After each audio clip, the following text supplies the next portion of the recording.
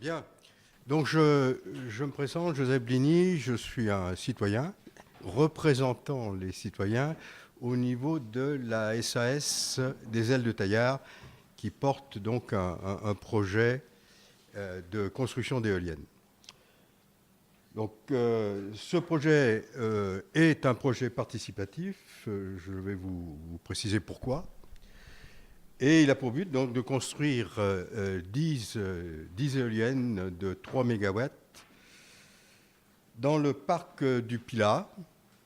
C'est une implantation en ligne de crête sur une forêt, la forêt de Taillard, qui a été en fait en ligne de crête dévastée par la tempête de 99. C'est un site qui se situe dans le département de la Loire, mais à la limite de deux autres départements que sont l'Ardèche et la Haute-Loire, et désormais dans la région Auvergne-Rhône-Alpes. Alors déjà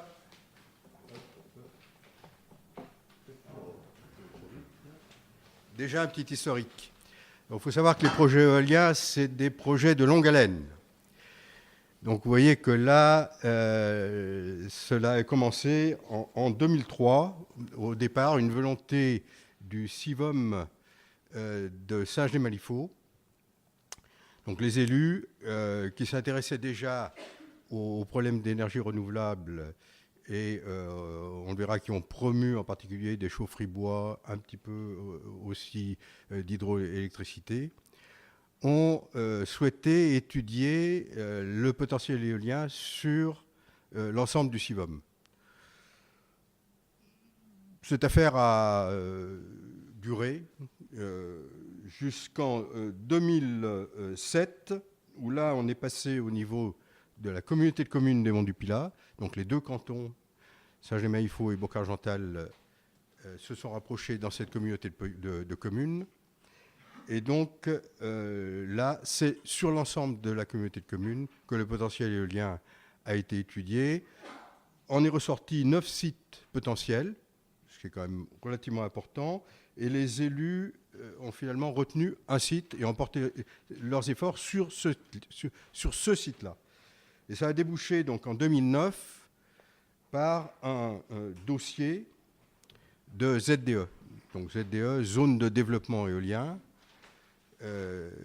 qui donc a débouché en 2011, deux ans après, par un arrêté préfectoral du 17 octobre 2011, qui a autorisé la zone de développement éolien. Donc, pour mener cela à bien, la communauté de communes n'a pas fait ça toute seule. Elle s'est appuyée sur un COPIL, un comité de pilotage, où elle a invité un petit peu tout le monde, en particulier tous ceux qui étaient concernés dans la démarche d'autorisation de la ZDE. Donc les administrations, bien sûr, les associations, protection de l'environnement, LPO, etc. Les chasseurs, enfin un petit peu tout le monde. Et par ailleurs, il se trouve que un citoyen, un simple citoyen, était très intéressé par l'éolien, est allé voir le président de la communauté de communes et lui a dit « Est-ce qu'on ne pourrait pas, nous, en tant que citoyens, s'associer à cette démarche ?» Et Jean Gilbert, qui était le président de la communauté de communes d'alors, qui était très ouvert, lui a dit mais ok, banco, pas de problème. Et ce citoyen donc, a monté une association, alors là, vraiment de convaincus sur l'énergie éolienne. Cette association s'est appelée ECR, Énergie Commune Renouvelable. Donc, cette association a participé au comité de pilotage et a permis effectivement qu'il y ait, je dirais, une meilleure information du public, bien que ça soit resté encore assez confidentiel. Hein. La procédure de zone de développement éolien n'est pas forcément, il n'y a pas d'enquête publique, c'est pas quand même une procédure très, très ouverte vis-à-vis du public. Mais bon, c'est un début. Ensuite, il a fallu faire le choix d'un opérateur. Pourquoi ? Parce que la communauté de communes en elle-même et l'association ne, ne pouvaient pas supporter économiquement un tel projet. Donc l'intelligence a été de faire un appel à candidature, mais suivant un cahier des charges qui a été co-construit par la communauté de communes et par l'association. Et c'est là qu'on voit le caractère de souplesse de l'association. Philippe Hertz, qui est un passionné vraiment des énergies renouvelables et d'éoliennes, a pris contact avec des développeurs, a vu un petit peu comment se montaient les choses, et il a tiré ses enseignements de ces contacts, et ça lui a permis effectivement, avec la communauté de communes, de monter un appel à projet avec des réponses intéressantes, non seulement sur le montage lui-même du projet, mais aussi sur le côté participatif possible. Donc 10 développeurs ont répondu à cet appel à candidature, 5 ont été présélectionnés, et un comité où participait bien sûr l'association ECR a choisi finalement l'heureux élu qui a été Aérowatt, devenu depuis Cadran. Dès que l'industriel a été retenu, les affaires ont démarré véritablement. Et donc, le mode mesure que vous voyez là a été monté. Dans le fond, ce que vous voyez, c'est les Alpes. Hein. Donc, on est vraiment en crête, hein, 1300 mètres. C'est un point culminant pour le massif, là. Et devant vous, donc, il y a la vallée du Rhône et les Alpes au fond. Donc, montage du mode mesure, il faut savoir qu'il faut au minimum 1 an de mesure de vent pour valider un tel projet, pour valider le site. Là, nous, on a eu plus de 2 ans avant que le mât soit vandalisé, il faut le dire. Donc, il y avait bien quand même quelques oppositions. Et en parallèle, donc, début des études. 1 an après, création de la SAS, une société par action simplifiée, parce que jusqu'à présent, on était un peu dans le flou. Donc là, avec la création de la SAS, on fige la société porteur du projet, avec un montage qu'on verra par la suite, mais qui prévoit donc un collège citoyen, donc des actionnaires directs des citoyens, au même niveau que les collectivités et en parité avec l'industriel. Donc c'est là qu'on voit le côté participatif qui commence à émerger sérieusement. En 2015, dépôt des demandes d'autorisation, en novembre 2015. Et donc ces autorisations sont actuellement en cours d'instruction. Donc on est en plein dans le sujet avec échéance, obtention des autorisations, sachant qu'ensuite, la prochaine échéance importante sera l'augmentation de capital pour permettre la construction du projet.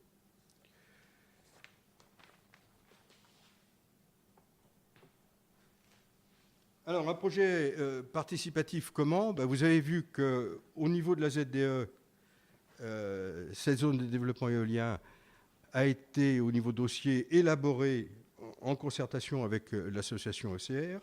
Donc, c'est déjà une ouverture vis-à-vis du public. 2, la création de la SAS. On a vu que par le biais de cette SAS, on associe les habitants de la CCMP, c'est-à-dire que lorsqu'on a créé la CCS, il y a eu une information sur l'ensemble de la communauté de communes, et tous les habitants de la communauté de communes ont pu, s'ils le souhaitaient, s'associer à cette SES en tant qu'actionnaire. Et enfin, le troisième point qui me paraît important, c'est le choix de l'industriel, mais pas n'importe quel industriel, puisque suite à l'appel à projet, c'est un industriel qui souhaite partager la gouvernance, puisqu'on est arrivé à une solution 50-50. Donc résultat, 3 partenaires, la communauté de communes qui a été à l'initiative du projet et qui porte bien évidemment le projet, politiquement parlant, les habitants associés par le biais des collèges citoyens au niveau de la SAS, et enfin un industriel choisi pour sa compétence, bien sûr, mais aussi sur son adhésion à un projet participatif.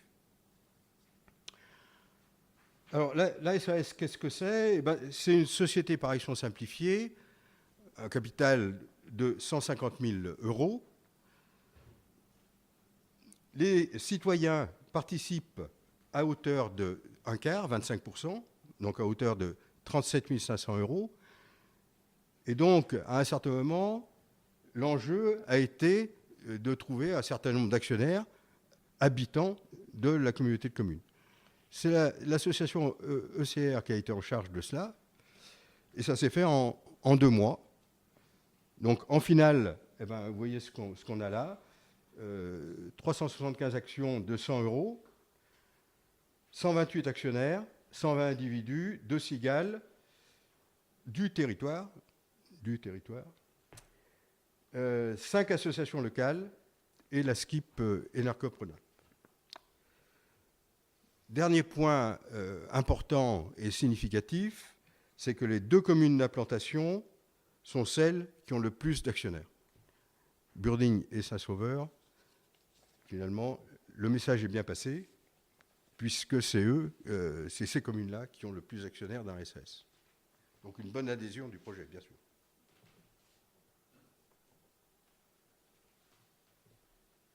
Pour illustrer le côté participatif, vous voyez que le 22 septembre 2013, un pique-nique a été organisé au pied du mât de mesure.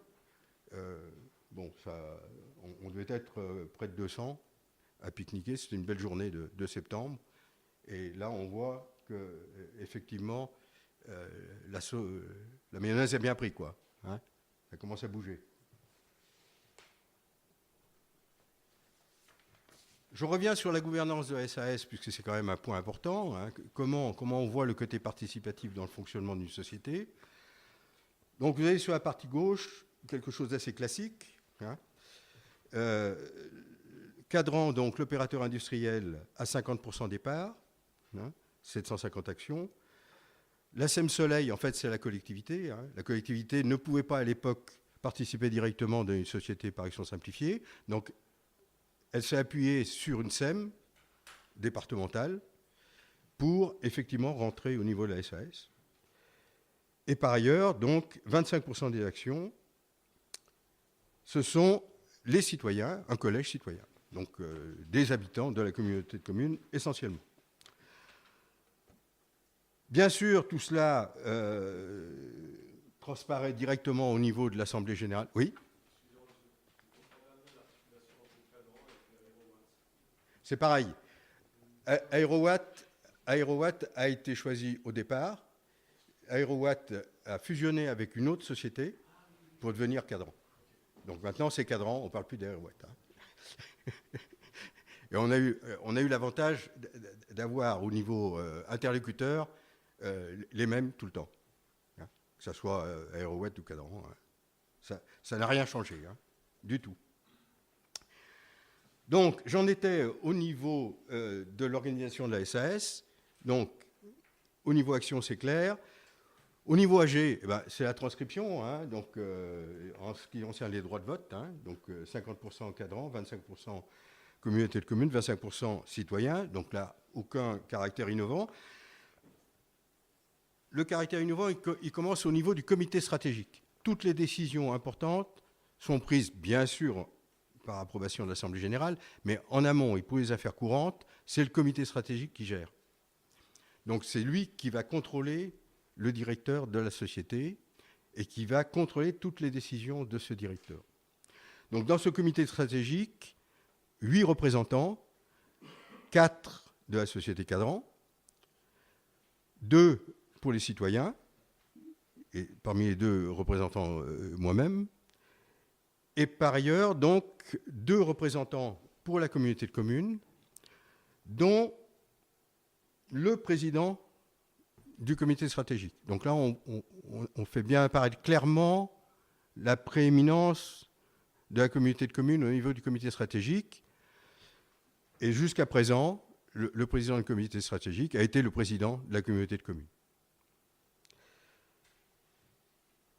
Le point important de ce montage, c'est après.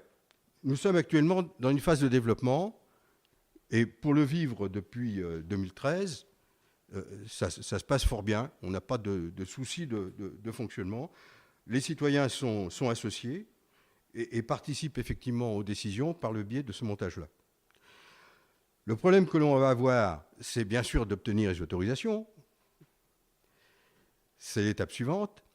Mais après, à partir du moment où on rentre dans le vif du sujet, c'est-à-dire dans la construction des éoliennes, il est certain qu'il va falloir faire une augmentation de capital, et une augmentation de capital importante, puisqu'il va falloir construire et donc avoir les finances pour construire les éoliennes. Hein. C'est des budgets conséquents, hein, de l'ordre de 30 millions d'euros. Donc vous avez vite fait le calcul, 20%, c'est au minimum une augmentation à hauteur de 5 millions d'euros. Donc dans l'hypothèse que l'on a pris là, on a pris 5 millions d'euros. Et donc on voit bien que si on ne fait rien en termes de gouvernance, on va, au niveau des citoyens en particulier, vite être dilué. Et donc là, on a pris une hypothèse, hein, de dire on va réussir, nous, citoyens, à rassembler des actionnaires à hauteur de 250 000 euros. C'est déjà optimiste. Certains nous disent non, mais bon, c'est déjà pas si mal.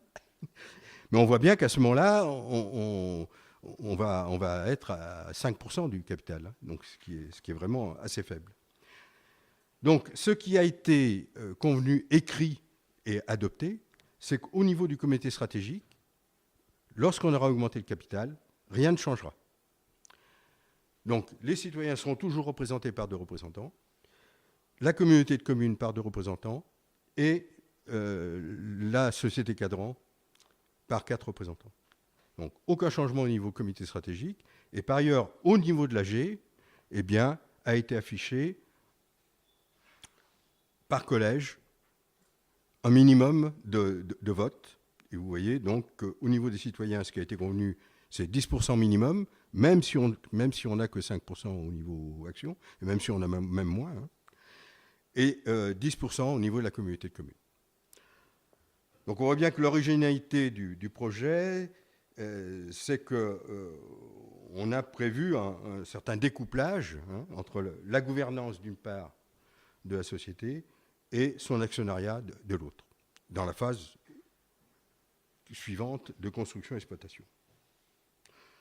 Donc l'un des objectifs de ce montage-là, c'est que les habitants s'approprient bien sûr ce projet.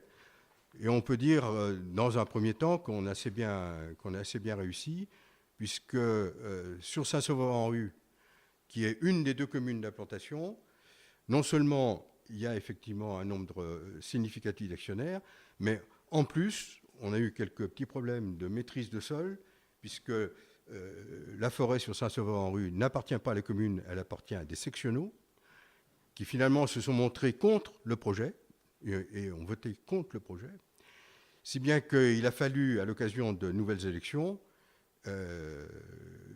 monter une liste d'opposition qui est devenue complètement, après élection, complètement majeure, puisqu'elle a été élue en bloc et que l'ancienne équipe a été... aucun n'a été élu.